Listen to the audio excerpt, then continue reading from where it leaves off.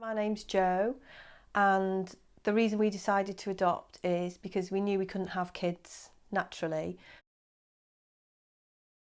We started discussing it between us, and it took quite a while actually to discuss and talk about the fears we had or any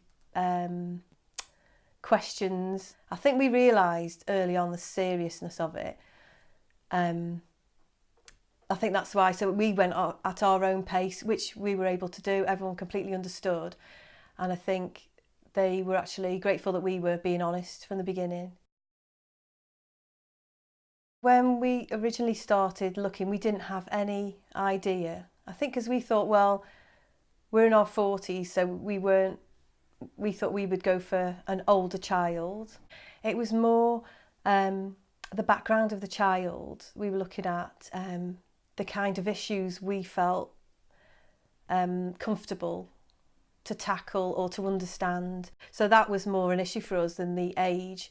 And then we just started looking at profiles and talking it through. And we were open to one or two. I did try for three. There was a profile came up for 3 girls, and my husband was going, I think that's a bit too far. You know, let's stick for 1 or 2. It was terrifying driving to the foster parents' house that day. We stopped up the road just for a corner on the a couple of corners before their house and just stopped the car, just looked at each other, go, oh my God. You know, because you realise once you go there and once you've seen them, there's no going back. Then you're in there and the noise hits you and they're all excited, and then 10 minutes later my husband was under the table drawing a picture with her, and you know, I was playing on a tractor, and it just hasn't stopped from then really. You're just on that cycle. The transition was really good because it's already all organised, so you've got 10 days and it builds up the time you spend with them, and you're spending different times of the day. So you'll go over in the morning to do the breakfast routine, then the next day you might turn up to do tea time and bed and bath. So by the end of the 10 days you've done the whole routine with them at different points. A couple of years on, you don't even think about all the things that you used to have to think before you did anything. And I know when Michelle first started coming to see us, as soon as she walked in the door, I had loads of questions ready for her, and I didn't want her to leave as she was going, because it was like you felt like you had support and someone there, and you needed it because you weren't capable of doing everything yourself or doing the right thing. How should you handle what should you say? How should you handle each situation? And now it just happens without even thinking about it.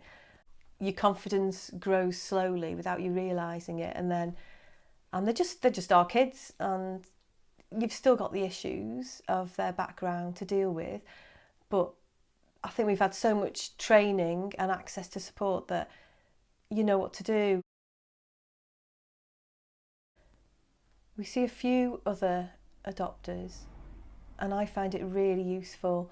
I think when we started on the Adopt programme, and to hear other people talk and say the things that you're going through, it's almost like this door just opens and you think, God, you're not on your own, because you can't talk to other members of our family or to other parents in the village about what you're going through, because they don't get it, because there's certain things I suppose are just specific to adopted children and the things they've gone through. So to hear other people makes you feel so much